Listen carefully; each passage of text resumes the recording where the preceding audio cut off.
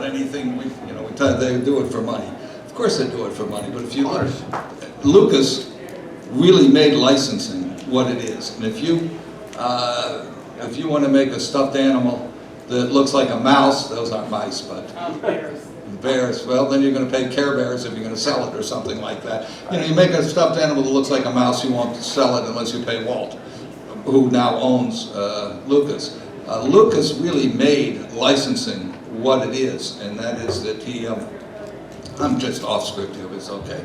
We're just going to chat. He, after he did the first Star Wars movie, young man, he went to see Ladd, who was the head of the studio, and he said, "You owe me some money, for this, and we have to settle up. But I'll tell you what, instead of giving me any more money, just give me all the ancillary rights, all the licensing rights." And Ladd calls down to a licensing group, which wasn't very big in those days. They didn't do a bunch of licensing, and said, "Well, how much are we going to do?" "Okay, you can have it." And that was, God, $10, $15 billion ago.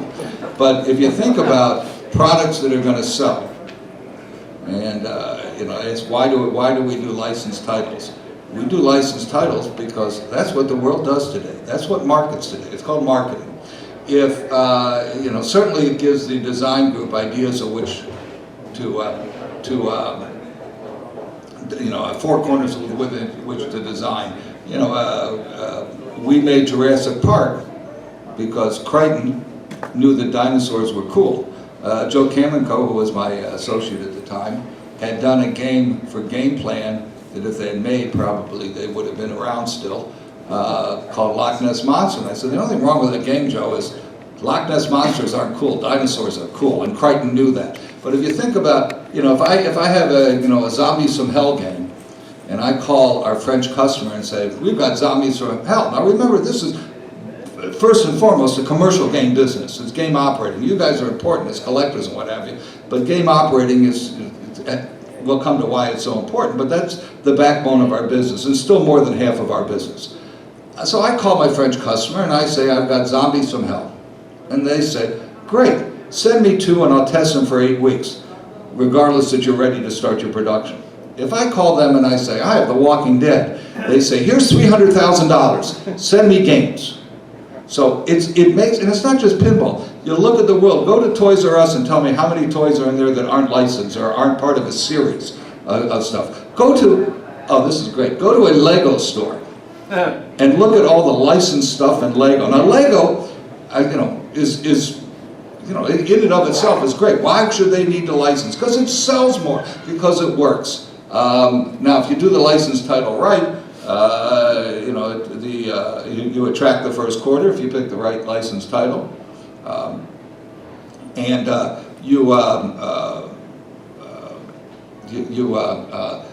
give the designers ideas of what to do. We did a Tales from the Crypt years ago, and I use this example all the time.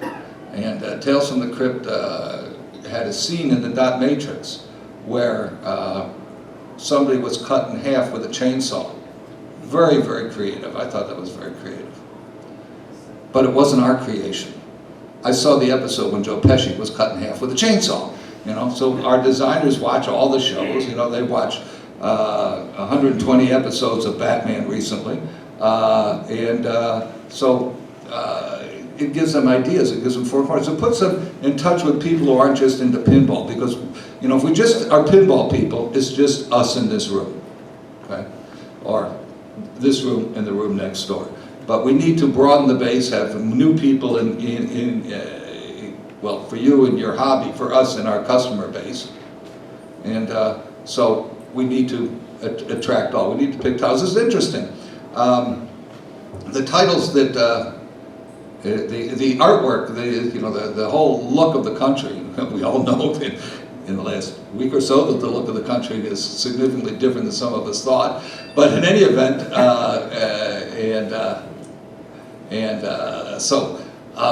you look at the artwork on some of the older games that's out there, and you can't do that today. Somebody was out there, and they were asking about the old Stern games from the old Stern company, and would we remake some of those? And they were talking about the Quicksilver that you were looking for, He was the gentleman who was doing it. What's your name? Dave. Dave was looking for it, and he got to find a Quicksilver. There's one here.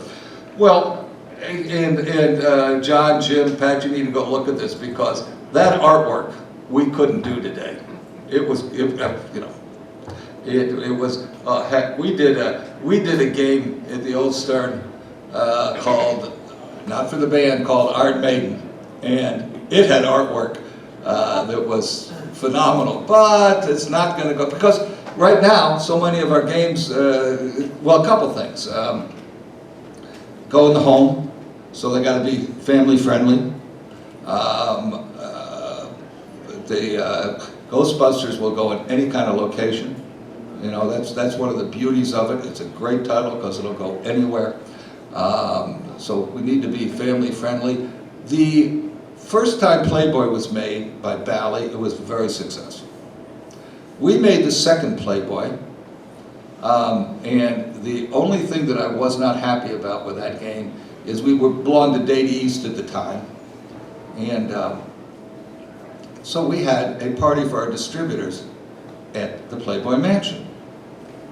And I got upset because the boss at Data East, Bob Lloyd, lost control of the salesman, who lost control of the distributors, and everybody was there having a great time. We didn't write a single order at the Playboy Mansion. So what was the point of all that? I don't know. But so we were very successful. Then we did another Playboy. That was the first one that we didn't have the photographic backglass. So one thing I'll tell you is with the first one, they couldn't get Hefner to approve the backglass until Tommy Neiman put him in the middle of the backglass as a central figure, then he approved it. So we learned that lesson. We did photographic backglass with Hefner right in the middle. The third one we did, I knew we were in trouble. The country had changed. Now remember, we're selling games to the home also, and I don't know, anybody here have a Playboy at home? Well, there goes my point, that proved it. I knew we were in trouble when we had a customer, an operator from the middle of California, and his girlfriend used to come to the shows and do nothing but play pinball. She would not play Playboy. I said, uh-oh, uh-oh. The operators want a game that can go in every kind of location. We want a game that will go in the home. The world has changed, and so this, and this operator who bought a lot of pinballs, he didn't buy any of those. I have to tell you that he's no longer operating games; he's making porno flicks. I don't know what that all comes from. Interesting. I was a Navy SEAL. Interesting guy. Any event, I digress, and just because I felt like digressing. So we're gonna go back and talk about what we wanted to talk about, and that is, first we're going to hope we got the right PowerPoint up here, or we'll give you away a bunch of secrets because it's a PowerPoint for something else, don't know. How many of you have heard me rattle on before? Anybody at Pinball Expo? Okay, you guys, if you heard me there, you're going to hear some of the same stuff now. Because we think it's important that you understand some of what we're doing. We're 30 years old. We're 30 years old a number of weeks ago, beginning of November, well, a week or two ago, beginning of November. I don't know the exact date. That slips my mind. And we've been doing this for some time. Let's flip the thing here and give me, oh good. Well, everything's cut off on my page, so I'm gonna look around here. Ah, yes, okay, so we've had a resurgence in pinball. Millennials are discovering pinball. We need this new player base. We're aging. I'm 71, I'm aging. And I hope to continue aging for another decade and a half or so. There's nothing wrong with getting old. There's something wrong with not getting older. So getting older is good. We see them in the barcades. It's become very popular. Within 4 miles of my apartment in downtown Chicago, there are 7 barcades. And a barcade, as you know, is going to have 30, 35 upright videos from the 80s. Not brand new ones usually, from the 80s, so some of them do have some new games. And it will have 15 or so, 10, 15 pinball machines. some new, some a little bit older. Electromechanical, solid states, not EMs. Typically, once in a while you'll see an EM. And you go there and you look at the player base, and these are new people playing pinball. And they're enjoying pinball, but they don't know how to play pinball. They're not like you all that, you know, are expert players. You sit there and watch, you go in some of these barcades, and you watch and see if anybody catches the ball on a flipper. And you'll find very few do. You probably will never see anybody pass a ball. Now, they do start having leagues or participating in city leagues and what have you. In Chicago, there's a league that's got about 8 or 10 bars and barcades in them. It's got the 2 emporiums, it's got the 2 headquarters or beer quarters, it's got Delilah's, it's got, you know, a bunch of different places. Delilah's only has 1 machine, but it's a classic old bar. What else are we doing to get this resurgence of pinball?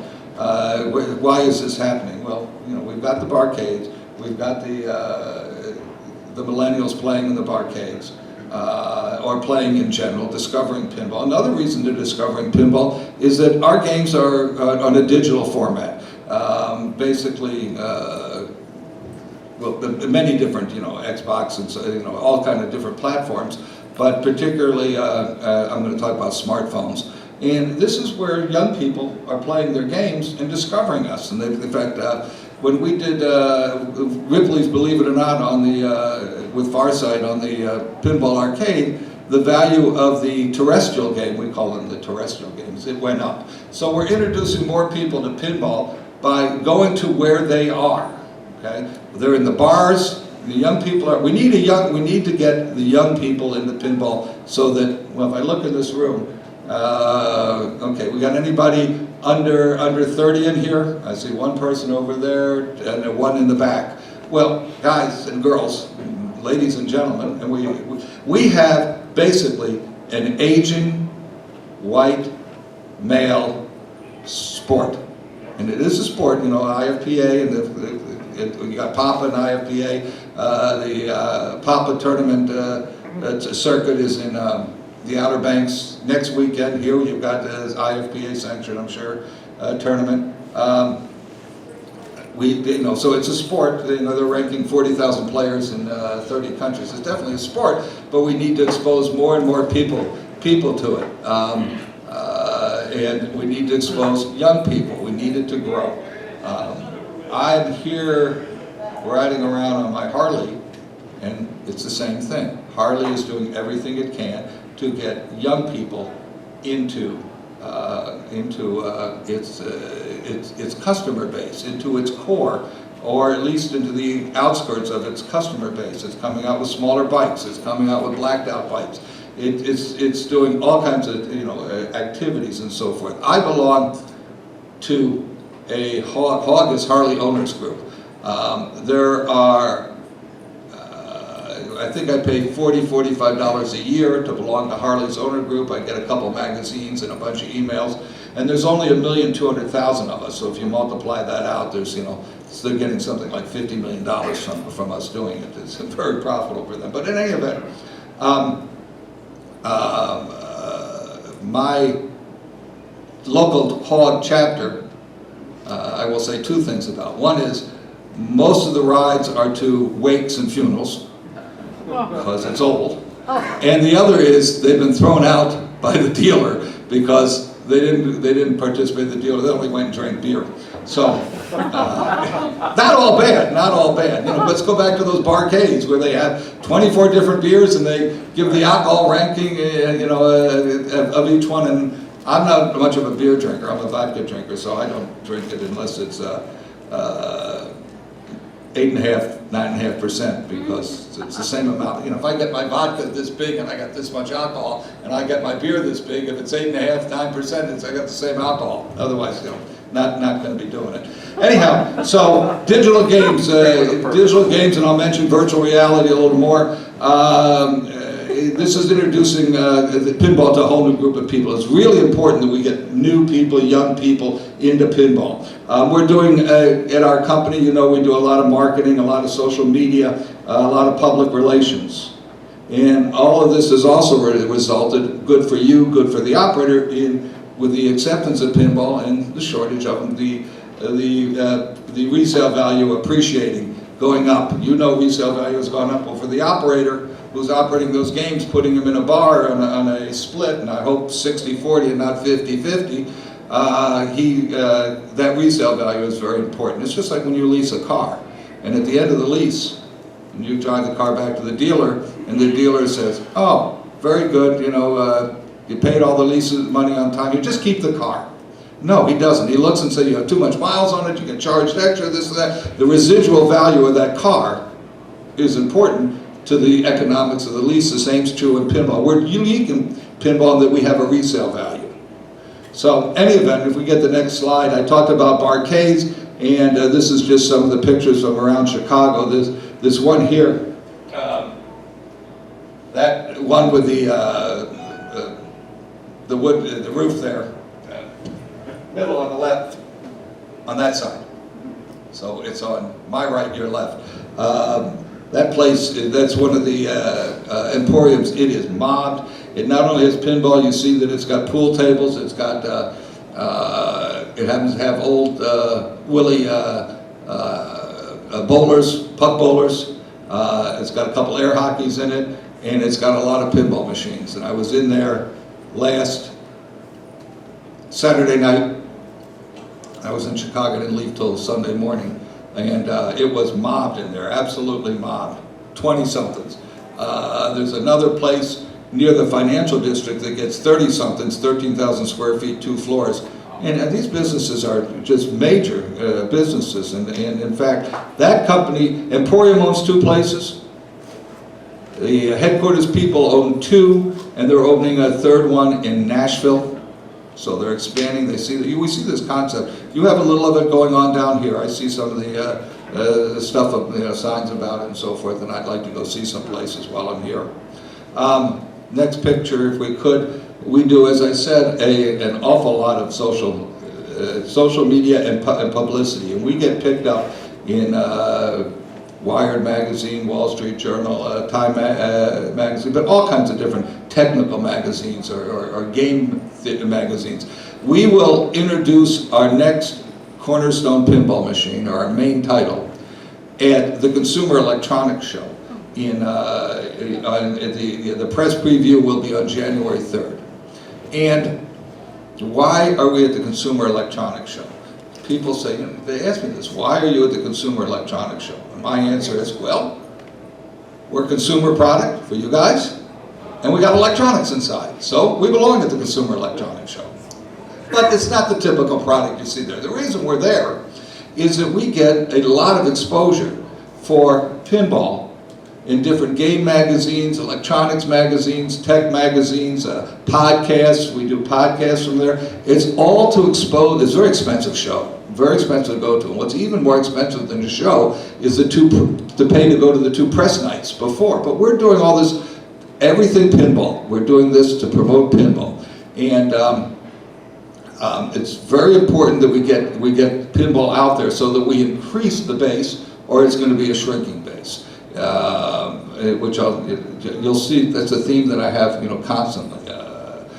So we're at that show, not just because we're for consumers and we got electronics, but because we're cool. They enjoy us, they come and play. Everything else you go, you look at, you turn the knob on a stereo or something, I don't know what they have there.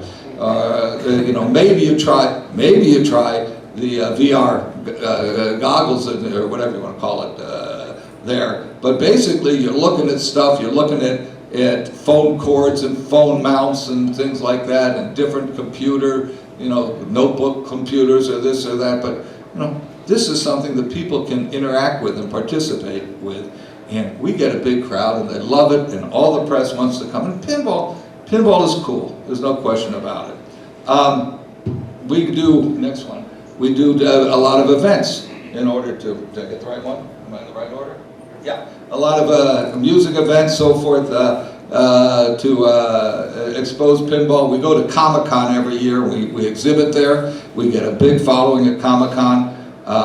Again, another And I talked about Harley having and they have a core of fanatical, shall we say, people. Pinball has a core, now, I'm not going to sit here and say that you're all fanatical, but, okay. Comic-Con has a lot of crossover to us, and they are certainly fanatical. You know, people, all, you know, half the people dressed up in costume. The only other place I've seen as many people dressed up in costume, or as large a percentage, in Chicago we have a pug party, you know, pug dogs, little pug dogs, and you go to the pug party, and it'll be on a Saturday afternoon twice a year. My ex-wife has a pug, and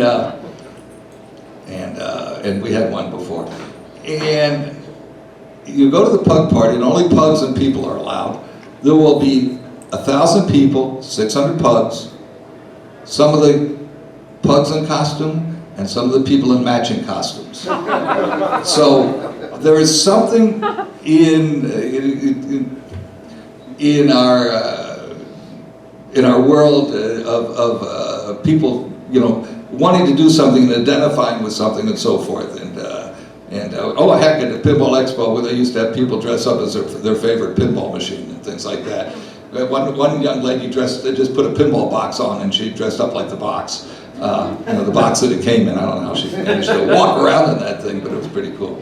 Anyway, we're doing everything we can to promote pinball, to get a bigger audience, to get more people involved with you, to increase the value of your games, of course, by doing that, and to get the hobby and our business better.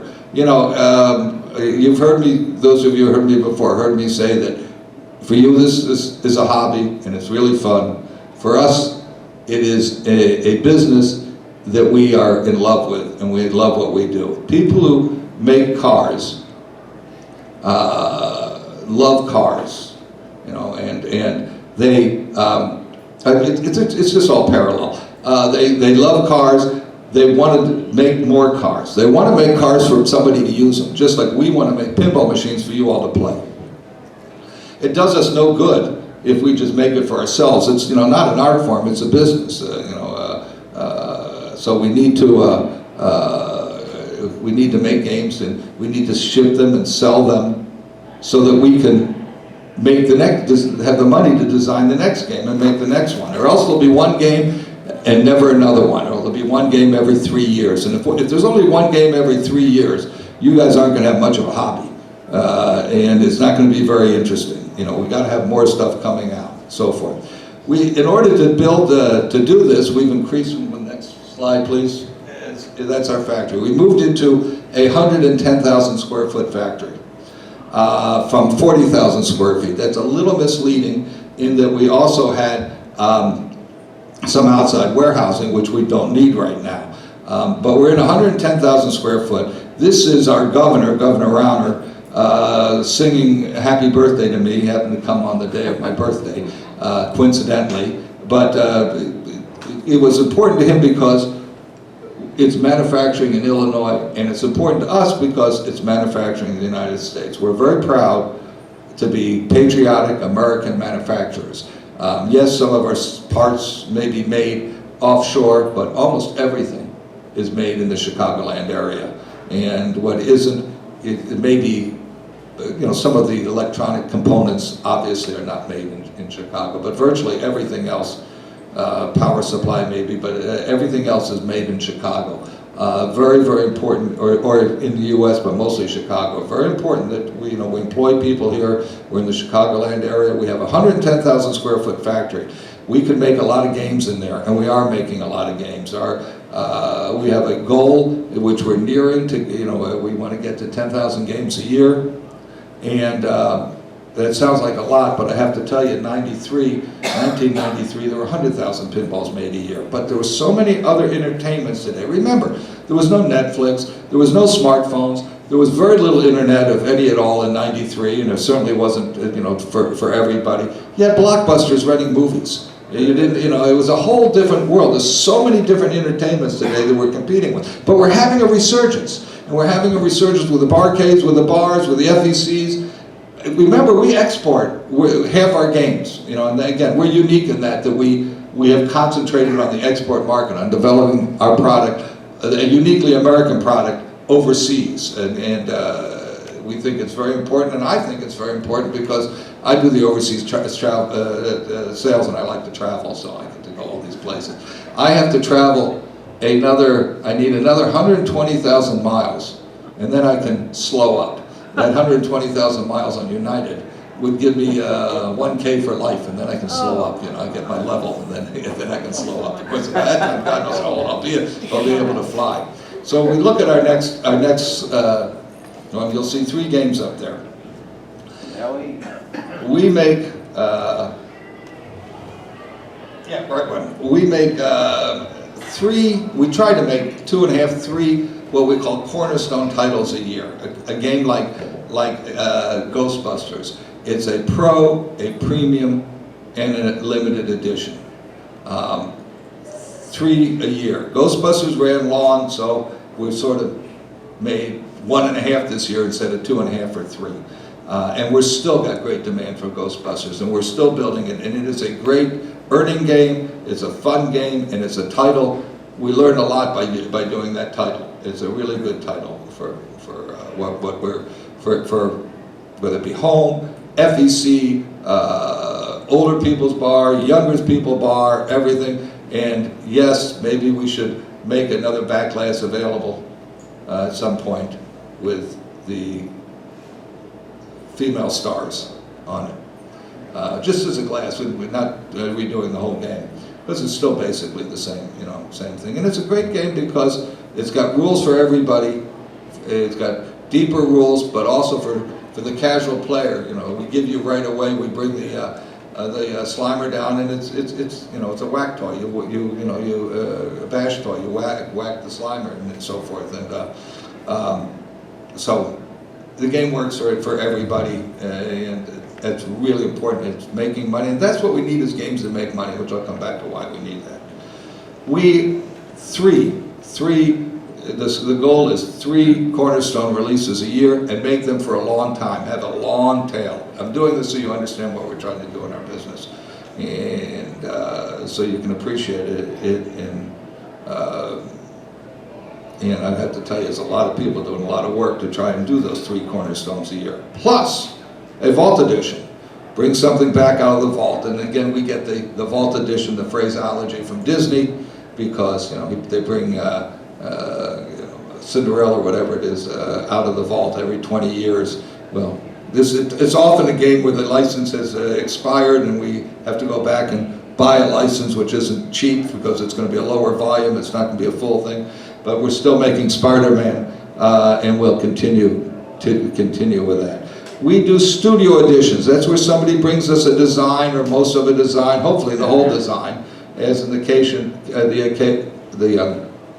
example of Whoa Nelly, wrong word, but it's close enough. That was with Greg Ferris, who's the head of our art department, but wasn't when he did this, and Dennis Nordman, who's designed games for us before. And it's a really interesting platform, which I'll talk a little bit more about in a minute. But that's when somebody brings us a game. Batman was a sort of a studio game. It's a collaboration between Joe Kamenkow, who was our head of design when we started out, and my very dear friend in his Kapow studio, and also George Gomez and Lyman Sheets. Now, George and Lyman have worked together. Monster Bash was theirs together, and our Batman Dark Knight was theirs together, so they're familiar with the Batman culture also, and they do great stuff together. The next picture is accessories. Everything pinball. We make accessories and we sell swag or merch. Swag is interesting, we'll come back to that in a second. But we have toppers, we have art blades, we have, and this is licensed, so therefore it has the IP of the licensor. If you do if you try to do licensed stuff and you don't have the licensor's IP, a contract with the licensor, it's a federal. First of all, it's a criminal offense, but it's also it's a theft. You need to have a license, and some of these licensors are pretty active in protecting their licenses as they find out about stuff. So we create stuff that the licensor approves and is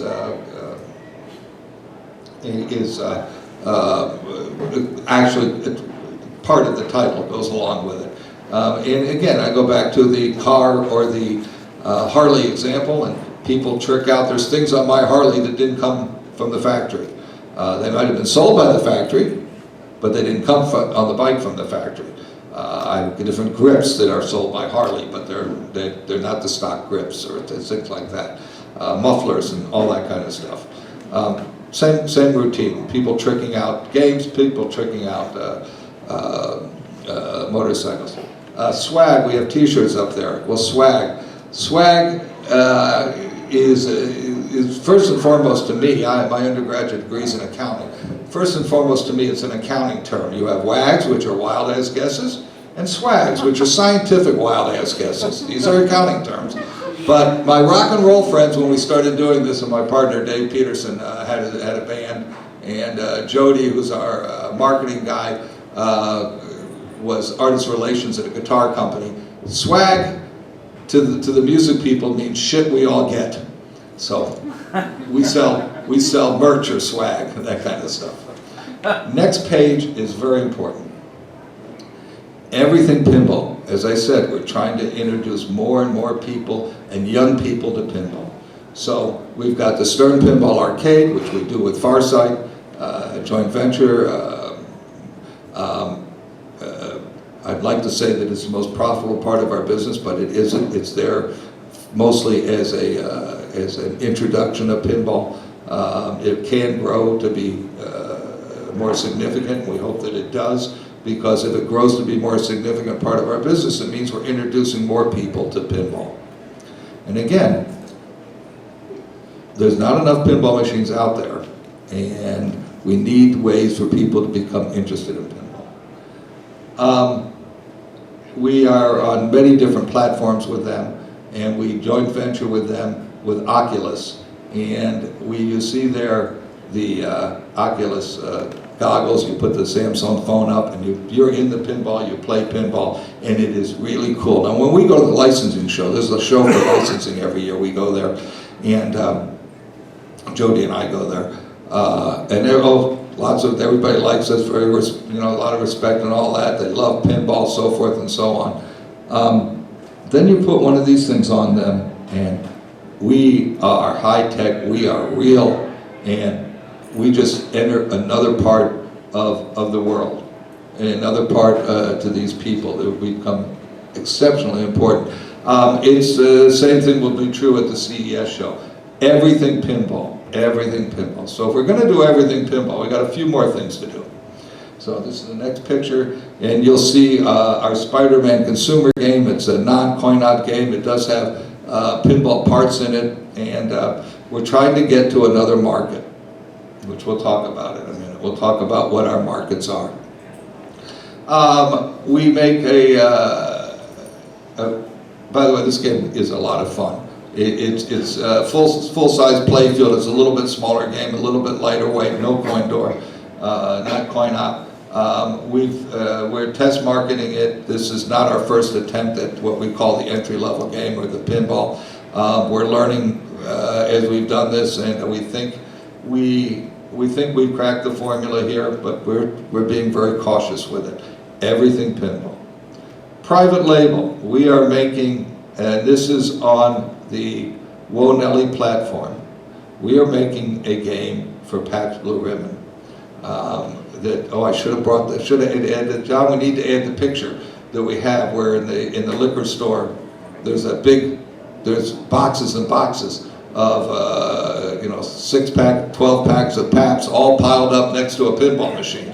Pinball is cool. They know it's cool. They want to use it for marketing, and so they are buying these private label, meaning that we're not selling the games. They may let us sell a few, but we're not selling the games.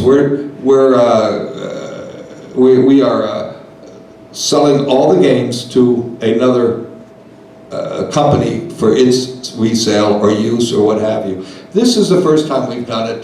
Technology has changed where the printing methods and so forth are different, that we're able to do shorter runs of things. We plan to have various platforms that are easily converted. Now, less difficult to convert, not easy, it's expensive, to for private label usage. We'd like a Pro, the Wonelli platform, maybe the entry-level game as a platform. Yeah, they could use it in promotion. They can use it to give away to their best salesman. I talked to Coca-Cola once. We just weren't ready. The third on the page here is contract manufacturing, and we make games for Chicago Gaming. We're just the assembler. They supply the parts. If they're ready to make games, we make games. If we have it fitted with some lead time, we can't just turn our place upside down. We have things scheduled in there. We are making at any time, so many games of our own. Right now, we have Metallica Pro, maybe a couple premiums. We're sold out of Star Wars Pro and Premium. Got a couple Star Trek. The guys are in the back with Star Wars, that's why I keep saying it. It's not on my mind at all. Star Trek. It's Star Trek.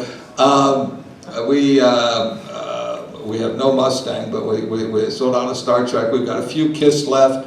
We're making more of The Walking Dead. We're making more Game of Thrones. We've got a few Wonellis that we just made. We've got Ghostbusters, of course. Did I leave anything out? I don't think so. Did I leave anything out, guys? I got them? Maybe. They're checking. So we're making a lot of different games of our own. And again, the Cornerstone games have long tails of Spider-Man, of course. See, I left something out. We have a lot of different product available for you all and for the operators and for other homeowners. So when we can make MMRs for Chicago Gaming, when they give us the parts and we can fit it in, we make them. And that's another piece. Everything Pinball is another piece of our business. We have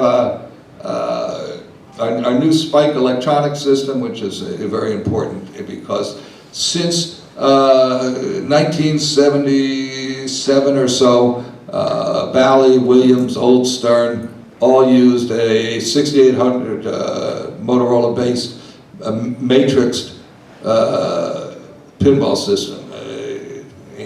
For those of you who don't understand what matrix is, it means you had rows and columns of wires to lights or switches, and you read the matrix where something was at. I understand enough to be dangerous. When we started Dady's Pinball, and we were creating our electronic system, which some of you know had certain similarities to the Williams system. The Old Stern system had certain similarities to the Bally system. There's innovative engineering, and there's reverse engineering, also called creative copying. Any event, we had the only thing Data East in Japan did for us was electronic system design. They didn't source any parts or do any software or anything else, and so we were showing them what we needed. And so we had a translator and a Japanese EE, electronic engineer. And one day I said to him, I'm not an engineer, I'm a lawyer. And it was like I turned a light bulb on, because up to that point, he thought I was the dumbest electronic engineer he ever met. Now he thinks I'm the smartest lawyer he ever met. Wrong in both cases. Any event, so a matrix system, and if you look at your car, they used to be a matrix system there, or they were just a long hard wired system. You used to have a cable in the car as big as your wrist. Now you look at your car and they're all LEDs like our games are, and they do, the LEDs do two things. One is they're more reliable, and how many times you've gone and you've seen games with the light bulbs all burnt out. But the other is that they're modern. They look modern. When we first were experimenting with LEDs, Ray Tanzer, who's our plant manager now, was the head of our mechanical engineering, and he and I were experimenting with LEDs, and some of the design people said, oh, well, they were too blue then, but, oh, they're too bright, we want that old, ugly yellow look. Well, we're not going to get young people playing pinball with old, ugly yellow look bulbs. We need to be modern. You look at your cars today, they're LEDs. You know, they look modern, the headlights and so forth, you know, the turning lights, everything, the tail lights. They also are what's called a bus system. And that is where you have the microprocessor, the computer, is going to send signals down, basically, you know, it's the same wire that you have connected to your computer. The you know, it's the phone type plug, six wires in it. Pardon? Cat 5 cables. Yeah, and technical. Just remember, dumb EE, the dumbest EE. So any event, and you know, some semi-smart boards down the way, and distributing to light switches and solenoids. And much simpler, where we used to be a half a mile of wire, we're a quarter mile of wire, much more reliable. And but also scalable to do more and more things. You know, in Batman, we have an LCD, and we don't have a great big LCD. We like back glasses. We've got an LCD that is roughly the size, just a little bit bigger than a DMD. It's a 15.9 diagonal. It's a computer, your normal computer size, something you can get easily and in volume. When I say it's scalable, that means there's a lot more we can do, and we're starting to work on, whether it be social networking, connecting, so forth and so on. There's just a lot we're going to be able to do with the system, and it was designed to be scalable. Wait and see, more and more happening. Next page is what's really important. We have 3 customers. We have collectors, enthusiasts, collector enthusiasts, we call you all related. We have rec room buyers, and we have operators. A rec room buyer is a guy who's 45, 50 years old, or not, that wants to have a game at home because he played the game when he was 20, when he went out when he was 20, he played pinball. He's not going to be a collector, he just wants one at home, it's cool, he wants to play it, so forth and so on. He tells mommy it's for the kids because it's not coming in the house unless mommy approves it. You know, so it's same with that 52-inch TV, you know, it's either mommy's going to say it's going to go in there or not. Or else it's in the garage, it's, you know, the man cave's in the, you know, okay, take all your stuff, put it in the garage, I don't care about the cars, they can sit outside. Which works maybe down here, it doesn't work well in Chicago, where I'm from, because the cars need to live inside too. Any event, he wants the game that he played, and he's not going to be a great player, he's a casual player. And you know, he's mostly a casual player. He may turn into a collector or enthusiast. He may not.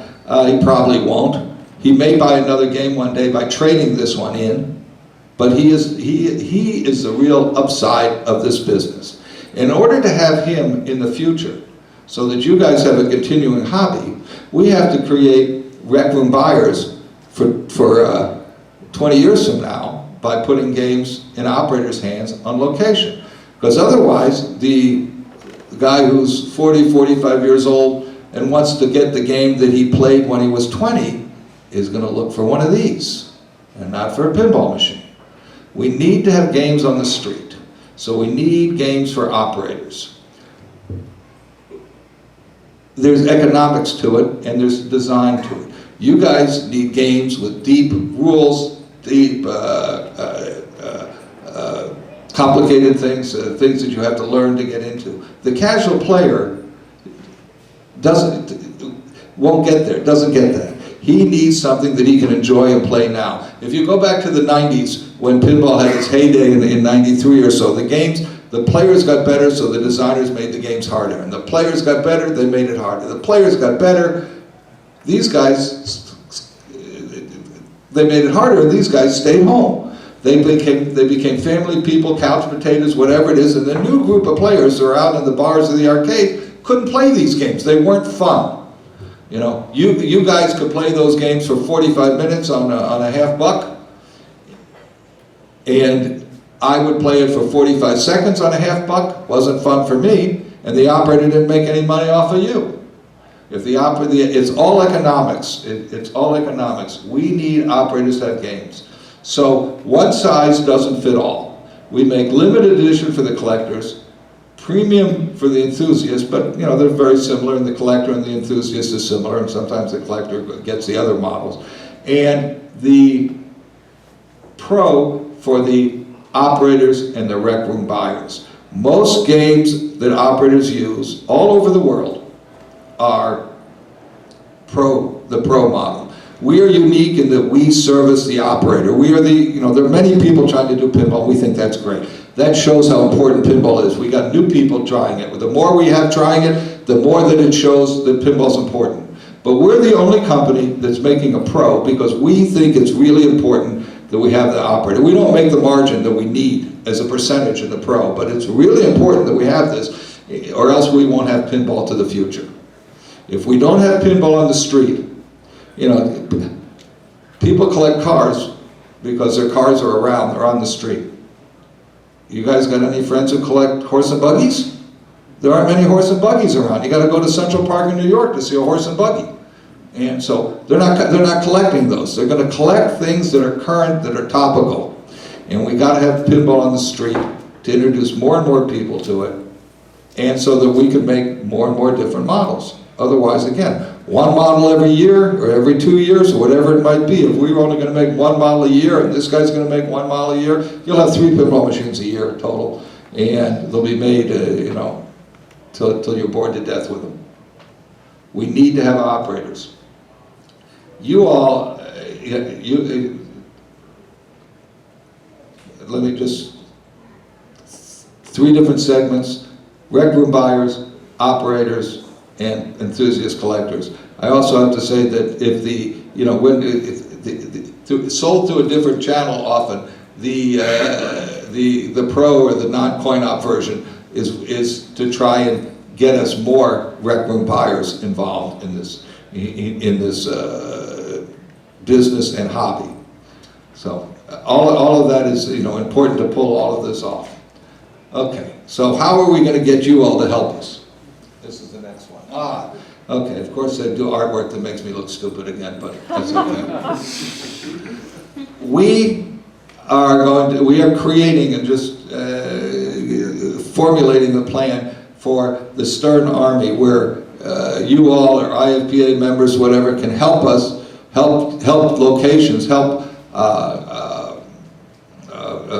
operators have competition, have people involved, have work with the location. The idea here is to get more people playing pinball, and when I was in the bar business, we called it putting seats in the stools. Seats in the stools. We need to show the bars and locations that we will put seats in their stools. If they will have pinball there, they'll have 2 or 3 pinball maybe, or 1 or 2, and run a tournament. In our area, NAMCO has level 257, did I get that right? 257.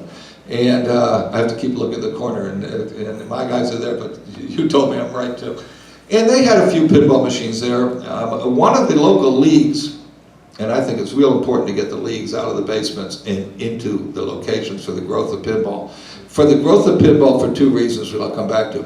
But one of the local leagues moved their league to Tuesday once a month at this location. And then the guys started coming in to practice. And then there was the finals were going to be one week, so that week and a half before that, the place was mobbed with pinball players. They added more pinball machines. They increased the number of pinball machines in the location. They're talking about increasing it again. It's important because we need pinball machines out there. It's important to get out of the basement and play, and I don't mean that to be insulting. Some people think I'm being insulting. I just apologize if it sounds weird, but it's a point. We need to get people playing pinball competitively in locations where people see it, where people might get interested, where people might want to play or compete, and so forth. It does no good if the tournament is in my basement how do we get new people involved? I walk around the street and say, come to my house, I got pinball there?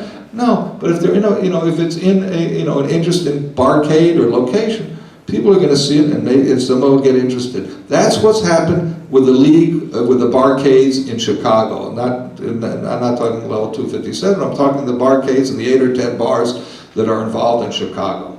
So what we're trying to do is to get you all, and John Biscaglia, who's back there, who's our CRO, which is Chief Revenue Officer, which is a fancy word for VP Sales. He's done this with Topps, the trading card company. And last night I was almost hysterical listening to he and Walter Day talking about trading cards and the people in that industry. And it's the same kind of thing of people who collect and trade and buy and sell these things. And Jim, Pat, and I are just sitting there with our eyes rolled. Huh? Trading? Okay, but it's the same thing. We almost did something with Topps once, and then when I saw John work for Topps, I said, no, he understands that part of our business. So in any event, the whole idea is to do more and more to get pinball machines out there. Everything pinball, digital, private label, 3 cornerstones, our vault and so forth, the entry-level game, the pin, everything that we can introduce more and more people to pinball so we can grow this and we can continue to make a large variety of pinball machines and therefore grow our business, grow your hobby, because otherwise it's going to go away. Now, let's go to the next page. You all know we just had our 30th anniversary. I've been doing this for, I say 69 years because my father started as a game operator in Philadelphia, and then in 1947, when I was 2, he had become a distributor of games, selling games to different operators, and he came into Chicago. He was a 35-year-old punk kid. Went to see Harry Williams Company, kidding around. Harry was probably a 39-year-old punk kid, I don't remember. It's like a second father. He's just a little bit older than Sam. And sat behind Harry's desk, put his feet up, kidding around, and said, why don't you sell me the company? So Harry goes up in his airplane, flies around Chicago for 3 hours, came down and sold my father half a Williams. So I've been around pinball manufacturer for 69 years. Seen a few changes, but this company we started after my father died. We started as Day's Pinball, and then changed its name and sold it to Sega, and then bought it back from Sega. We're 30 years old. We had a big anniversary in Chicago, outside of Chicago, with Ed Robertson from the Bare Naked Ladies sang at it. He's a pinball enthusiast. And then we had a bunch of different. The one thing that we didn't have, it was Mindy, the kissing monkey, because either Mindy or her trainer passed away. And, we all hope it's the trainer because we really don't want to lose Mindy. I don't think I said that. Any event, we had Adam West. It was a great weekend, and Adam West signing. But the Batman 66. Which is done with Kapow, our next picture. We made a super limited edition as something to try out and see what the interest level is. It is big. We're making a limited edition and a premium, and we will start making them soon. But it's our, Joe started, it was Joe, Shelley, and I who started this company. Joe's, does other things now, but design-wise. But we wanted to do something to celebrate 30 years, so we made this special game, and it is very special. Once again, Lyman and George have done a fantastic job with it. That the little TV is on the playfield, and you'll see the display has a picture of a big TV. So George says to his engineers and designers, he says, okay, I want to have a TV in the LCD. And they said, well, it is a TV. He says, no, a TV. It is a TV. Well, these guys are too young to remember a a TV and what it is, you know? And they didn't know what, so he had to get him some pictures and show him what a TV is. Any event, we're starting that. We'll introduce a new game, cornerstone game at the Consumer Electronics Show, and so again, everything pinball. It's what we're doing. We're trying to enlarge it. We are servicing the operator. We need games on the street. We need your help to get games on the street. We need you to play the games on the street. And these barcades, of course, are great examples and a place where you can see games. One of the problems we have is for the rec room buyer to go see a game, and we're working on having more retail, true retail, bricks and mortar locations. But they can also go, if we have operators operating games, they can go to the barcade or to the bar or to the family entertainment center and see the game there that they might want to buy if there's nobody near them.